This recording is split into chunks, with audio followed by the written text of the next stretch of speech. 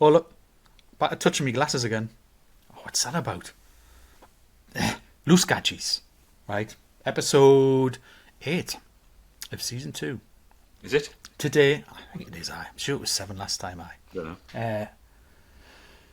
Autism today, as promised. Mark's prepared the questions, so I don't know what's coming up. I nearly prepared some of my own, but I thought, do you know what? I'll not. I'll just take them as they come. But, last week's episodes provoked some discussion based on what Mark was talking about. So, We're NHS, wasn't it? Yeah, so Jackie Thomas has said you have to make your way to hospital. Ambulances anywhere from 4 to 12 hours. Sarah used to do the dashboards and the stats with her for up here at one point. That's if you're lucky. It's all by design, forcing us to go private. Privatisation through the back door. And recruiting is obviously still a big problem. And I was like, this is what you were hinting at. It's exactly what you were hinting at. And so I responded and just said, look, what's worse? Being gradually encouraged to go private, or that we have lost so much trust we're willing to believe or suspect that our government would actually do it. And it's true. It's like when I read that and when I heard you say it, I was like, hold on a minute. I'm not inclined to sort of talk you out of it. I'm like, it's believable, right? And your mum left a paragraph about how she'd started out NHS and in the end had wished that she'd always gone private. But it was the last sentence that got me was, I feel the older you get, the less they are inclined to treat you. Just a personal opinion. I was thinking, do you know, I've always assumed the opposite. Older you get, you know, you bump up the priority ladder, right? But in her experience, it's the opposite. Yeah. And that's where most of the care should be, right? It's sort of that end. Well, you would expect a good chunk of it to be at that end, right? So, it's interesting to see, as we mentioned last week, whether future employers start to recognise that isn't a really attractive part of your package. Do you know what's weird? You mentioned that last week. Yeah. And I heard it on the news yesterday. Yeah. I heard it on the news yesterday and again today. Roger Gewalby's this finance expert, and he's consulted with the government and on banking and investments and being able to offset your tax burden with purchases. So your capital investment means if you spend money within the business and buy equipment with it, a machinery or what have you, you can offset your corporation tax with investment, and they're changing the caps and whatnot. And he made that same point. He says, I'm wondering whether we're going to head towards this sort of system, and maybe that would be incentivising. A caller was the first person to bring that up, and so, well, why don't we? Why don't we incentivise that? Why don't we start pumping money into businesses and allowing businesses to keep money within themselves and pushing it into the employees and giving them private healthcare as part of their sort of incentive to go with them? Oh, well, we're with this company and it covers your teeth, so it covers dental, eye care, all of that. Ooh, they don't do dentistry. This is exactly what happens in the States.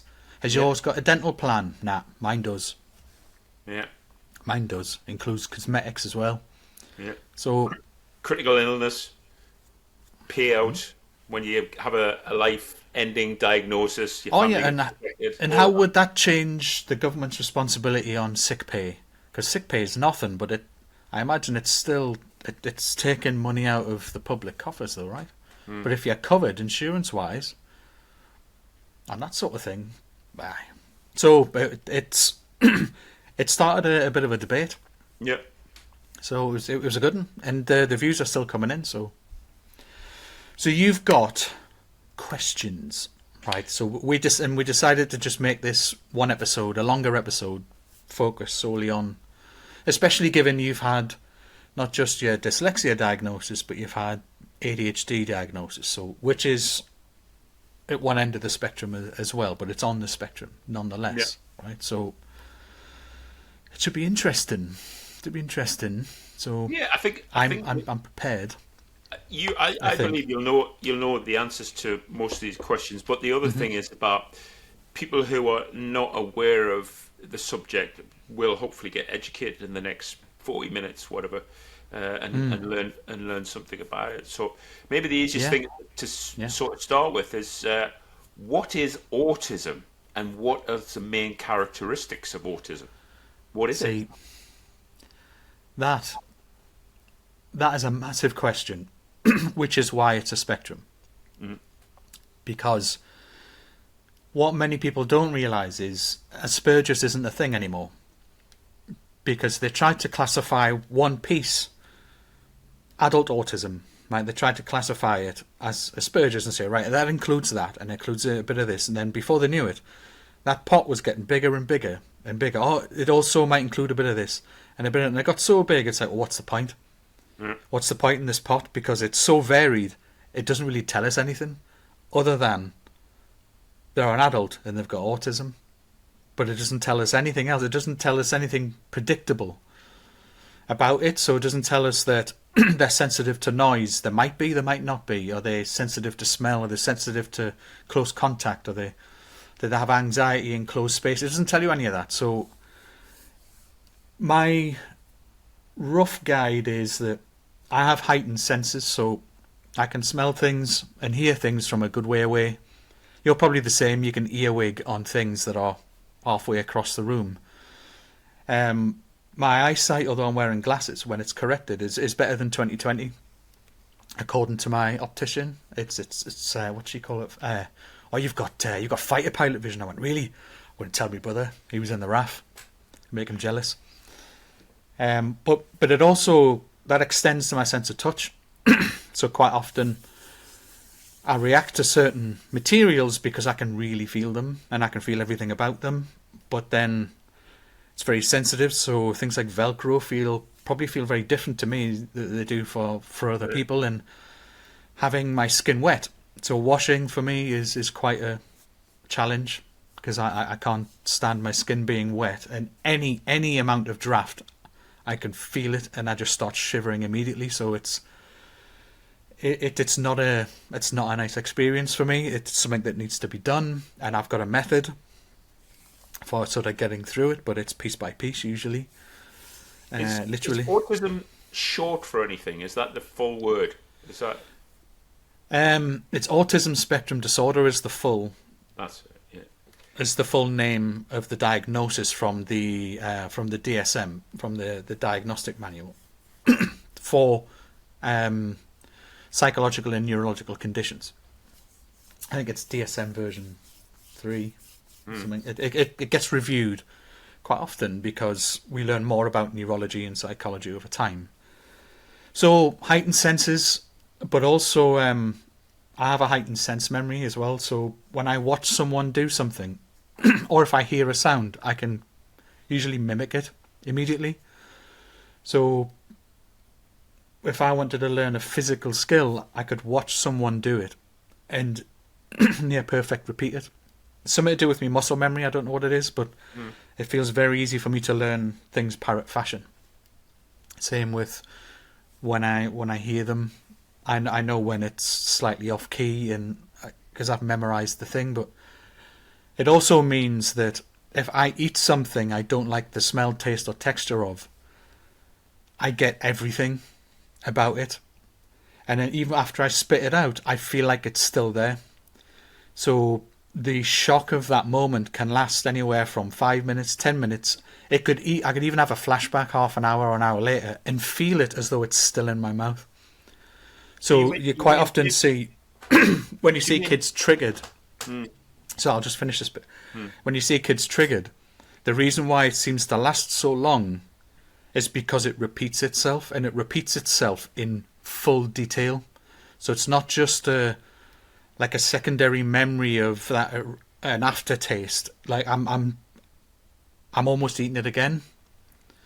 So yeah. and I can't get rid of it. So it makes you, it just makes me clench up, and I've just got to try and focus on something else. That would make sense in terms of when we talk about kids that grow out of the phase of, let's say, broccoli. They grow out of the phase of not liking broccoli. You can't grow out of that phase because you're always there with it. Yes, although you chose that particular example, but there is a gene that during puberty or after puberty can either turn on or off.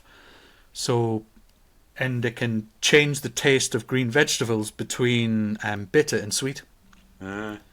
So there are some people that legitimately, when they reach a certain age, they eat those things and they just don't taste like they used to taste, because they're perhaps used to taste sweet. Now they taste really bitter. Or vice versa, people who hated it suddenly love the taste of cabbage and all that kind of stuff. Whereas for me, just looking at cabbage brings back the memory of eating it.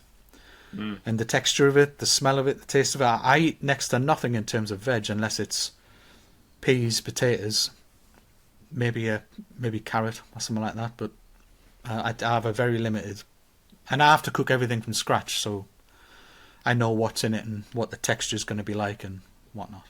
How do we get a diagnosis? What's the process? Ooh, well, first off, you have to have a referral, so you've got to go and see your doctor. You can't just turn up. And my doctor was, I think he was a locum. So, and he said, well, we don't need to put labels on everything these days, and we really shouldn't have to, we don't place value on putting everything in a box. So you can imagine, what I'm like when I need a thing done. So he was very red-faced by the time I left, because my argument to him was, look, I've had depression my entire life. And I have things that cause it, things that make it worse, etc., etc. So what I want to know is, what things about me are neurological, and therefore I have very little chance of changing them, and what are psychological, things that I can put in a bucket and try to mend or create other coping strategies for, more simply than the neurology. It would allow me to have an angle of attack, right? So I could leave the neurological sort of where it is for now, try and make myself happier in the psychological area, and then come back on. Well, anyway, I gave him that whole spiel. And in the end, he looked very frustrated, or at least I presume he did, because his face was quite red and flustered, right? And he says, look, I'll just I'll put in a note for your family doctor, and we'll see how it goes. And I got a letter not long after saying that it would be an average of 15 months. So 2 years later, during the pandemic, I got a letter saying that they'd started a brand new video assessment service. And the relief for me was huge, because I thought, I don't have to figure out where I'm driving to, where I need to park, how do I get to. And then I don't like being in medical environments either, and I'm not going to be in amongst people who might be more affected than I am, and I'm not sure how I'm going to deal with random noises and things going off and all of that, and meeting people and sitting in a room and telling someone every single personal thing about me face to face. The video created that disconnect, and it just all poured out. I told her everything and I answered every question. There were some tangents in there, as you can imagine. But I just went, I need to know the answer. I need to know the right answer. So I needed an unguided chat, and just ask me the question and I'll just give you the answer. So I did. It was some very, very deep questions and things that you have to go through on. You have to try and cover, like you did with your ADHD. They try and say, right, so is it different from childhood? Like, how were you as a kid? And I had to get an assessment. They sent me these questionnaires. So I had to get my mum and my dad to fill them in. And they were weirded out by the process. So I just sat with the questionnaire and went, what was I like this and like this? And as it happens, my memory goes back to being about 2 anyway. So for some things, for some weird, I don't know why I remember them. Like when my mum randomly took a photo in Butlins, and I don't know why I remember it, but I remember this pirate day and blah, blah, blah, right? So there's stuff like that. So I remember challenges I've had, and they've left scars as well. So I do remember some of these particularly deep cutting things. So I helped her fill the questions in. Then you have to hand them back, so they can figure out or separate what are my adult coping strategies for things that are still there but would have shown themselves more acutely when I was a child because I didn't have the coping strategy for it. So they're trying to remove the layers that I've built as an adult over the top of it and to see what's underneath. And they did a very, very good job. I've had 3 different assessors, all taking sort of different angles at it, and all very, very deep questions. But I answered everything, literally. Not embarrassed, just blurted it all out. But the setting was brilliant. They were brilliant. And they were very good at drawing it out and feeling like it's okay to say some of the weird things you're going to say about things that you've noticed and how I might view the world and the people in it. So it was quite a process. Some of the myths. I start thinking about things like the Rain Man. Remember Rain Man? Some of the myths associated. I'm a very good driver. Good driver. Yeah, so you can count cards and you draw really good pictures. Is that right? Well, this is the thing, right? That's autistic savant. So yeah, there are things that I don't know how I do them, but I do them. Counting's not one of them, but patterns is.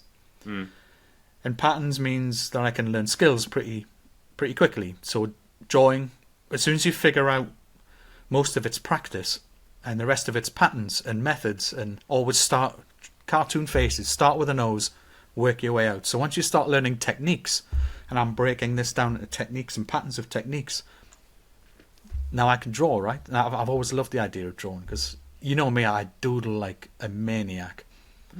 I was like that at Pandora. I was constantly doodling in the meeting, out of meetings, on notepads. My desk was covered in stuff. I have an obsession with pens and that as well. So does it sort of flip into levels of OCD and stuff like that?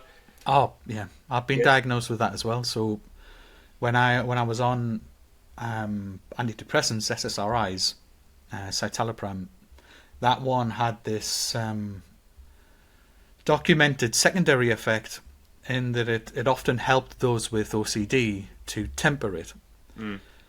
Not in all cases, and it wasn't a guarantee, but my doctor, who was great at the time, she was new there actually, and fairly young, but she was brilliant. She answered all sorts for us when I first went, and she recommended that, and I have to admit it tempered it. It allowed me to compartmentalize bits of it. I still get intrusive thoughts, so there are things I absolutely have to do or the world is going to end. I've got to stir me tea 4 times. It has to be even numbers. I've got to tap me spoon 4 times, that kind of thing. I've got to have me glass perfectly centered on the beer mat and that kind of thing. You know, there's loads. It's mostly daft stuff these days, but like it can be quite... Me coming in and messing up your knife, fork, spoon routine. Yeah. It's got to be KFS. Got to be KFS. Even getting dressed, though, for me, can sometimes take me longer than it really should because I have to keep taking my socks off, putting them back on. I've got to make sure, I get a sense of which one's supposed to go on which foot, and if I do it the other way around, all hell breaks loose. The same with the way I'm putting on shirts, clothes. It can take me half an hour just to do the dressing bit. It can take me longer. This is what I had to answer for. But these were some of the questions I had to answer. So what other struggles do I have? And it's, I'd be lost without my car, for example. Like public transport is a hell of a process for me. Interesting on that. So the things that sort of trouble you, what would you say for you as your superpower related to autism and your kryptonite? That's a good question. Because obviously, I sometimes feel like the superpower thing is cheesy, but it's right because I'm very good at This is how I've figured out that it's all about patterns. I'm very good at diagnosing things and pulling things apart. I'm an extremely quick learner. When I'm bothered about, if my brain's interested, I'll consume the subject. If I'm not, I cannot convince my brain to be interested in something. I cannot. It just won't. It won't engage. Or all my thoughts will slow down to treacle. You know, that it'll be no, behave, no, I don't want to learn that. No, it's like Nancy said in Germany. If you wanted to learn German, you just would. He said, but you know you're going home at some point, so you're not going to bother. So your brain doesn't find that information useful. So you've learned enough to do your shopping and to get about. I was like, yeah, I never noticed that about myself. And she went, yeah. Mm-hmm. So I am 100% confident you could learn German, but you don't. The truth is, you don't want to. It's like, there's a realization. So patterns can lead to many things. Patterns can lead to learning and skills, analysis of other people and behaviours. I've consumed so much data about people and how they work, and I'm still no good. I could look at a couple of people and tell you whether they like each other. That same girl comes up to me and likes me, I wouldn't have a clue. Yeah. It's weird. When it's in me face, can't do it. When I'm people watching, I can work out an entire room. I can sit there and just watch them like they're data points for me. Like, oh, he's doing that, he's doing that. I can work people out pretty quickly. I can get in the ballpark pretty quickly about whether they're rebelling or not. And you can check their posture, the way they speak, their tone, the way they address other people, where their eyes go, what they're looking at, what they're dressed like, their posture, their gait, and whether the things they find dismissive, their little tics in their body language. I mean, you've studied loads of this, right, in business, about body language and all of the unsaid messages that you can pick up. I learned to engage my OCD as a positive. So pattern recognition, obsessive compulsive, and having the autism and ADHD, you know what it's like. Rabbit hole. So I can go down a rabbit hole and obsessively learn stuff about stuff. And when it comes to people, I can obsessively learn about patterns of behaviour. And then I can obsess in a couple of minutes all of these things that I've got in my head and pattern match that person to all of these things that I've seen, and that generally result in a person that's a bit like this. So ballpark is fairly easy. A tough one, I think, this question, but the school and learning system that we have is quite a defined process. How does that impact learning and education with having autism? It was horrific for me. I ended up in remedial classes 3 times. Yeah. They thought I had hearing problems. Then they thought I had comprehension problems. And then they thought I had reading problems. So 3 times. My parents didn't know about this, apparently. I told them about it when I got my autism diagnosis and went, oh, do you not remember those remedial classes? No. Nobody told us about that. I said, yeah, it was in middle school. First class, Mrs. Preston's class in middle school. I was pulled out 3 times. I had to sit this tonal test. My ears being what they are, I heard every single one. The lowest, the highest, 100%. And then they sent me away. Didn't tell me why they did it, what it was for, what it was meant to achieve. They said, oh, you need to do it. And they made it sound like, oh, this is what everybody does. Then I had English, remedial English. Went in and checked my comprehension and my grammar.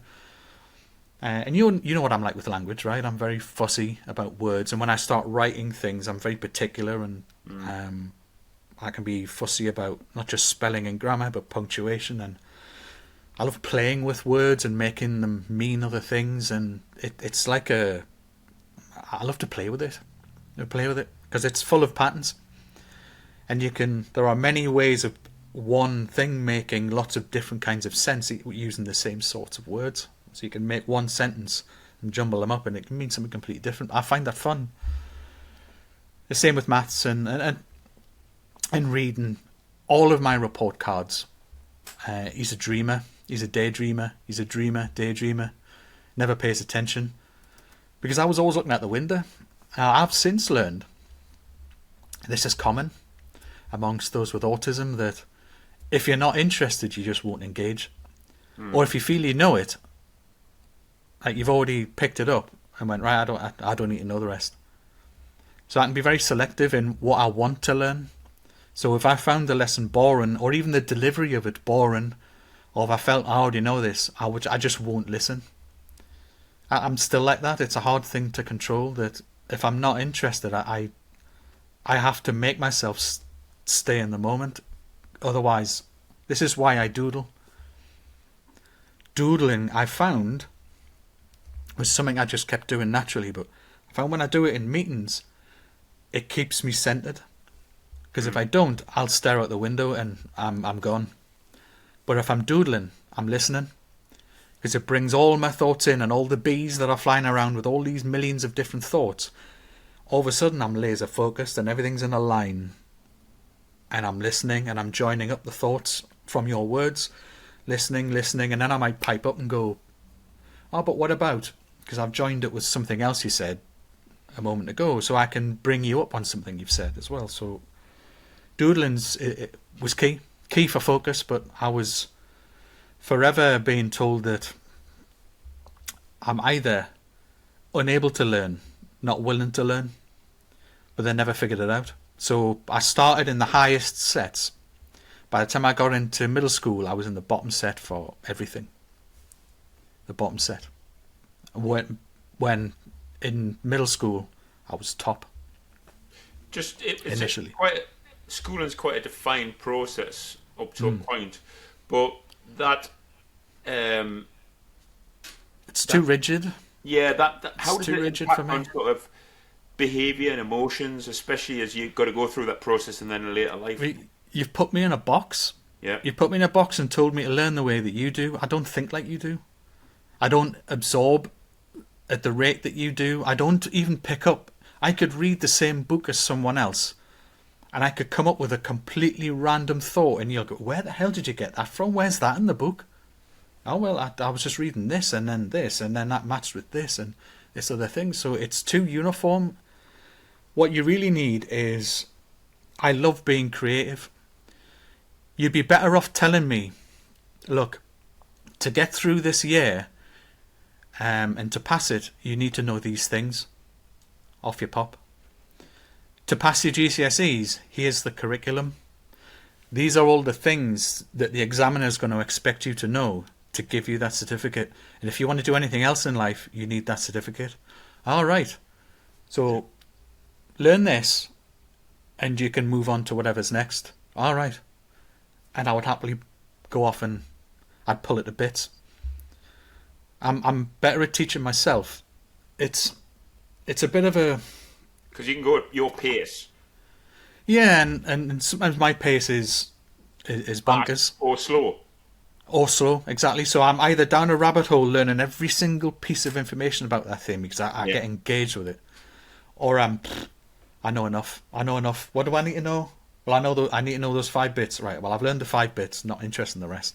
But then I might go very deep on something else like I do with science and that sort of thing. So you know me, I like being creative. I'm at my best when I'm being creative. And you've even tried that out.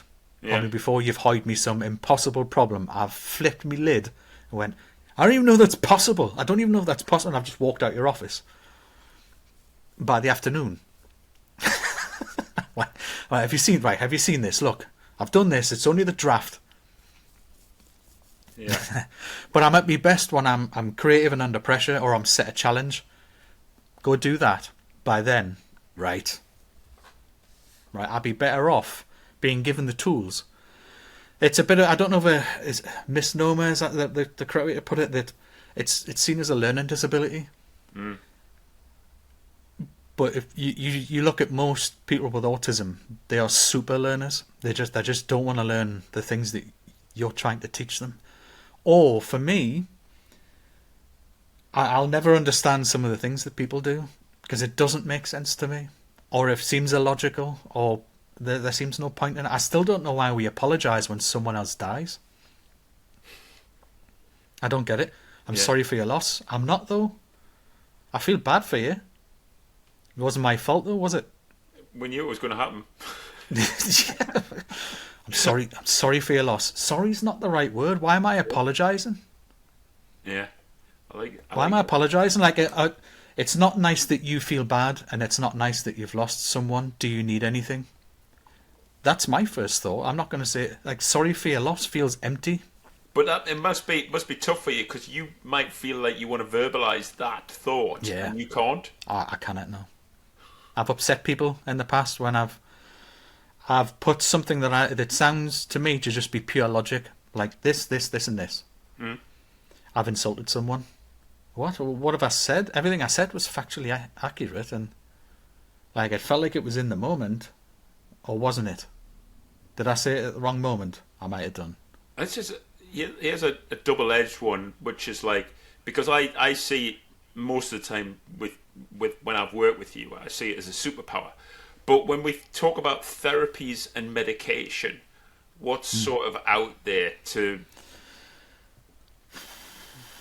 Do you know, medication-wise, the only bits I've explored was to treat the depression, which is common with autism.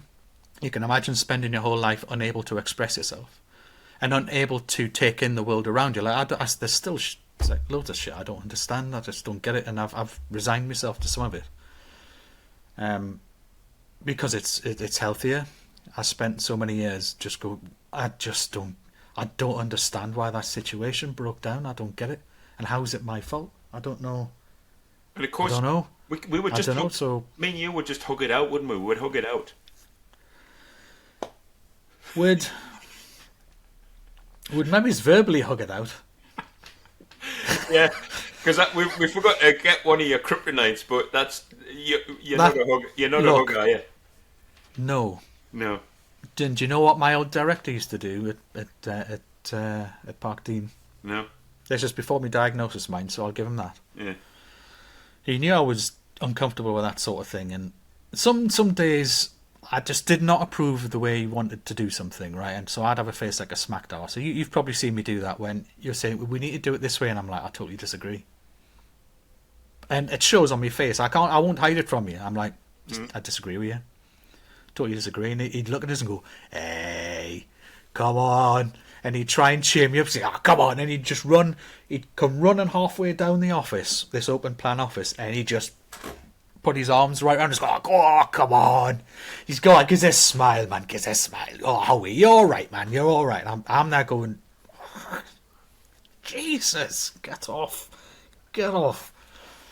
It was deeply uncomfortable. However, I have learned in certain circumstances, especially when there are people that understand that it makes me uncomfortable. Like Anne, for example, has been helping me a lot with what I've been going through these past few months. One day I just felt the urge to give her a hug. Now she 100% understands what it means for me to do that. Yeah. But I felt like it was a symbolic thing I could do to truly express what I felt she'd done for me and how deep that was.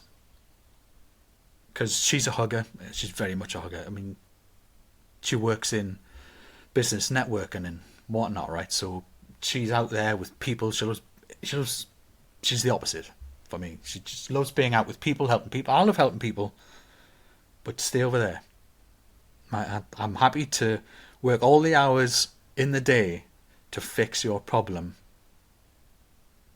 But from over here. She loves just being out, socialising. Very much so. So the one thing I can do for her is do that.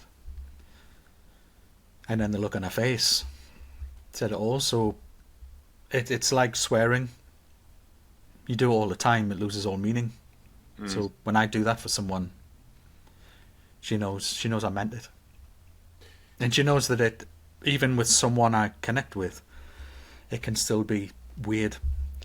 Strangely enough, not for when I've had girlfriends and that seems to mostly disappear. It's almost like, I don't know, my brain knows it's supposed to happen. Yeah. And then I switch into the opposite, though. I spend my entire life unable to express sort of affection and emotion, unable to tolerate getting it. So I'm in this catch-22 where I absolutely need some, but when I get some, I can't tolerate it. So then I'm left never getting any. But you know, even your average person needs some. Yeah. And I can't tolerate any. I can't even tolerate compliments. I don't know what to do with them. I don't know what they're supposed to mean, right? Other than, oh, you did a good job. I know I did.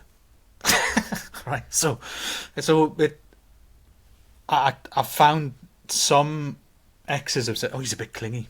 I'm like, well, I don't know the measure. Like, how do I work it out? Is 3 too many?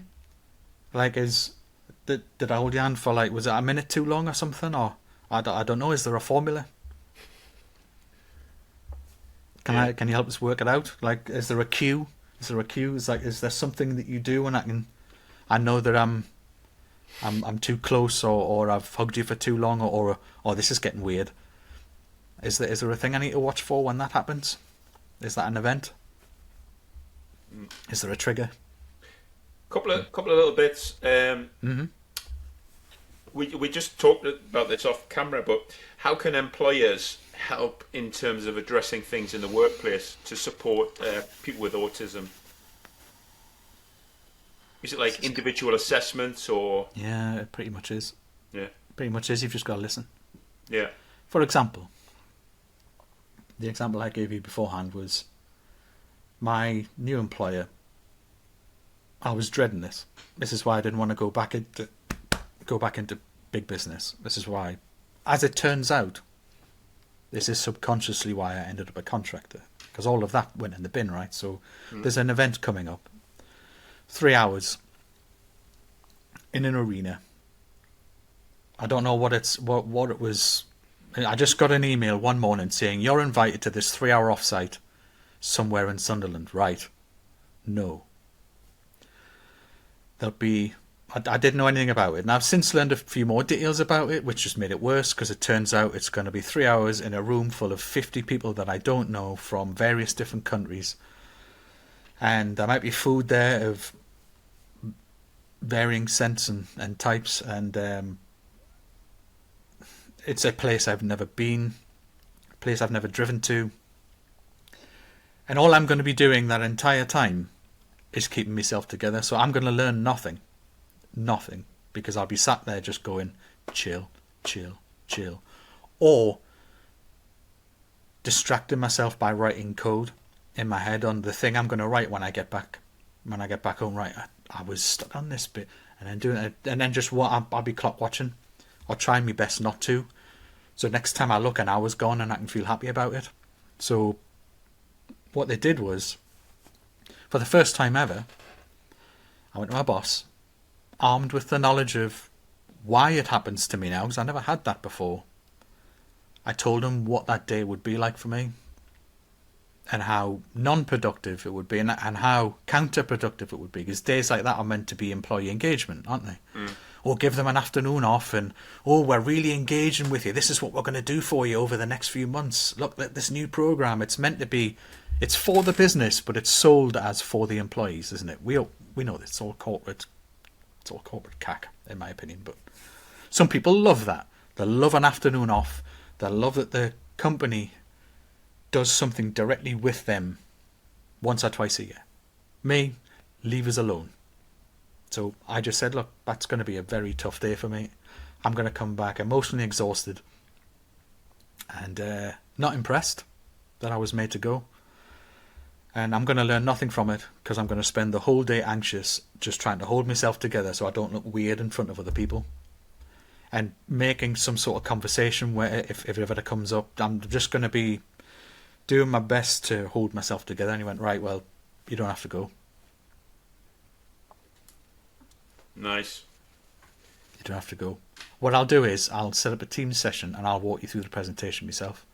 That was the head of department, so I thought, scored some major points. Which is actually some major points there, because exactly now it's gone. Yeah. Now it's gone, because all I did for a week and a half was worried about going because I hadn't had a response. No one had responded to my sort of, because it was in my first one-to-one. I said, look, this is how that day's going to go for me. And I was brutally honest. And I told him, so this is the first time I've ever asked like that. So in my mind, this was a test. He left it a little long to get back to me because all I did was sit there and go, am I going? Am I going? No, do you know what? I'm just not going to turn up. I'm just not going to turn up. Just not going to turn up. So expectations are massive for me. I don't always care what they are. Set them and stick to them. And if you need to change them in advance. Mm. Now, I can be easy to please as long as you tell me in enough time and in the detail that I ask for. I'll shut up and you'll not hear from me. You'll generally have less bother with me than you would with anyone else, because once I'm satisfied, I'll shut up and go away, unless something changes. And I'll just take it as it is. Any more? Yeah, just to finish off, some interesting, famous people. You'll know some of this list who have been diagnosed as having autism. Dan Aykroyd. Dan Aykroyd. Jesus, yeah. I did not know that, mind. Yeah, I did not know that. So the actor. Yeah, but he's also a genius writer. I mean, he wrote movies and scripts that I didn't know that he was involved in, or he was a producer or a director on things. I'm like, Jesus, he's prolific. It wasn't just those bits I definitely knew about. He's been everywhere. You mentioned Albert Einstein. Yeah, he was suspected of it as well. Anthony Hopkins, like him. No. Yeah. Asperger's syndrome, apparently. So, ASD. Yeah. The old definition. Tim Burton, creator. That explains all the weird shit he does, doesn't it? Yeah. Charles Darwin. Although he did one of the best Batmans, though. Yeah. Charles Darwin. Yeah. That doesn't surprise me. Who else? Bill Gates. Isaac Newton. I heard. Yeah. Seinfeld. Seinfeld. Interesting, getting sort of... Seinfeld? Yeah. Jerry Seinfeld. No. Really? Wow. Social challenges and a unique way of thinking literally. We talked about Nick, how do you pronounce Nikola Tesla and Elon Musk? Yeah. Mm-hmm. And of course the head of Facebook as well. What's his face? And then a lot of Da Vinci, Van Gogh, Spielberg, Hitchcock, Edison, Graham Bell, Hitchcock, Franklin, Henry Ford, Bob Dylan. I'm just flashing through them. Wow. Yeah. But yeah, Lionel Messi to put a football one in there. Ironically, he'll be very tidy. And a cartoonist, you'll know, Charles M. Schultz. No. Yeah. Well, and yet, right? And yet, there's so little known about it. Yeah. And so little understood. However, did you notice a common thread? How all of these have been very diverse thinkers, or at least not on the common. I mean, cartoons, the businesses, the inventions, the movies, exactly, thinking of a thing in a way that other people just don't. Yeah. Or seeing it in a way that people don't, or presenting it in a way that people generally just don't. And you think, how did he come up with that? Yeah. So that's just the way my brain works. So my thought is, if we want to do anything to fix the way stuff is right now, I think we've reached sort of the limit of normal creative thinking. The next model that runs the world beyond capitalism, that next model is going to have to be thought up by someone like me who doesn't think of things in the same terms. The next inventor of the next battery is likely, or would be more likely to be invented by someone like, because I'm not going to make any of the assumptions that other people make. What is it? I'm going to pull everything to bits and start from scratch. Was it one of those people on that list that said the definition of an insanity is doing the same things and expecting to get different results? Einstein. Yeah.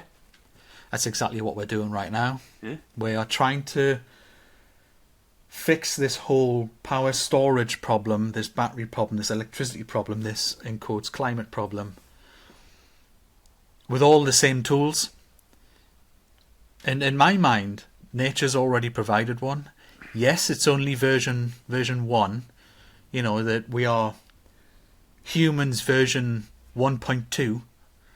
Version 1 of this new autism model where social things take less precedence in favour of thinking differently. So as much as it pains me to live on this planet and to feel that I have no idea where I'm supposed to fit in. I feel like I'm on the wrong planet more often than not. Which is, it's not the best thought to have wandering around in your brain. So, but you need to cut your own little niche into it.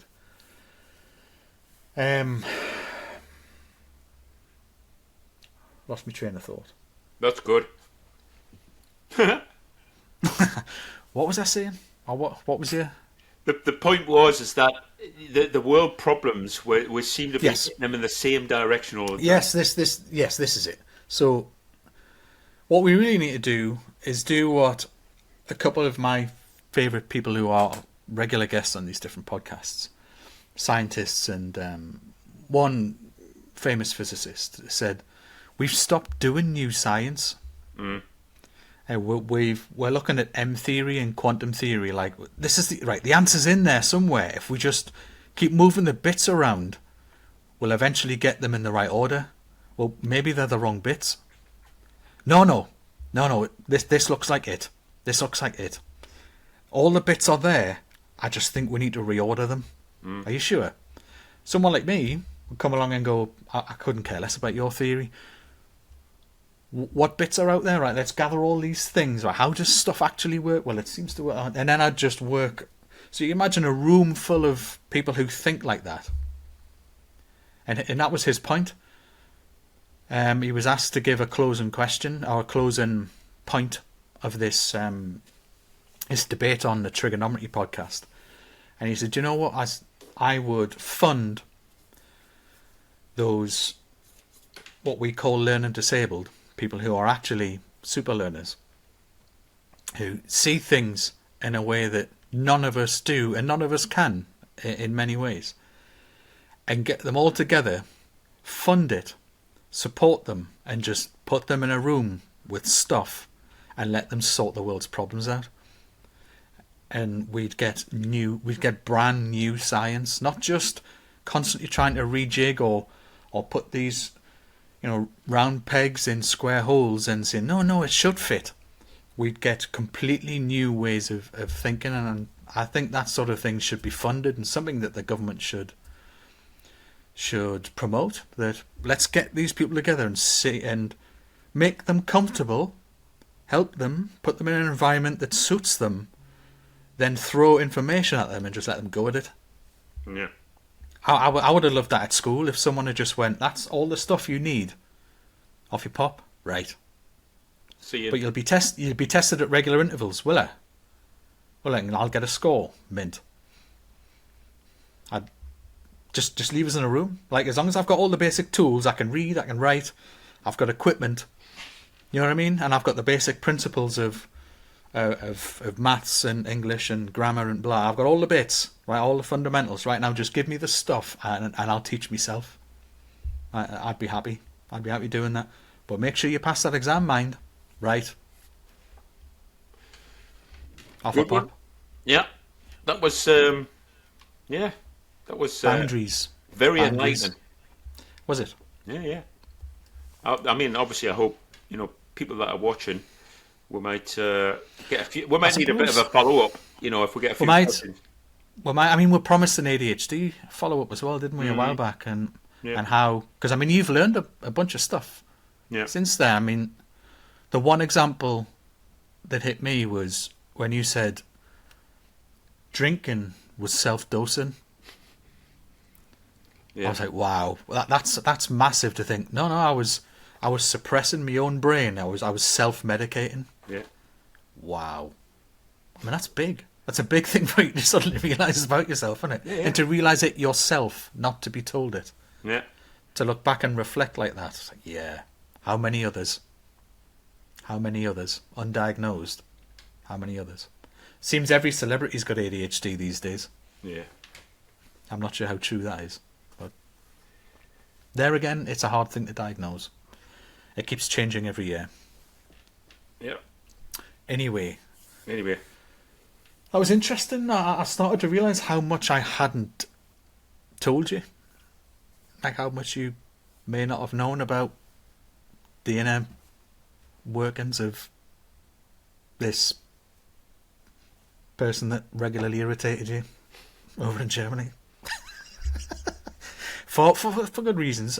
I think we irritated each other. I certainly wasn't always a fan of having my doors swung open at 8:30 in the morning and being wished a good morning at the top of your voice. I used to dread that coffee machine, I used to dread it. I could hear it going. I was like, what time is it? It's a minute. Oh, I'm still half asleep. I mean, I took it in fun, but it was like, I had to wake up. And to wake up. Right. Time. Yes. So, well, hopefully it's enlightening. I think you're right. We should do some other follow-ups. I think, especially with autism, it's those with it don't always find it easy to articulate it. And I think that's where it could help if I can help articulate those things, put them into words. But otherwise, some likes and subscribes and the usual YouTube comments and social media gubbins. And until next week, take care.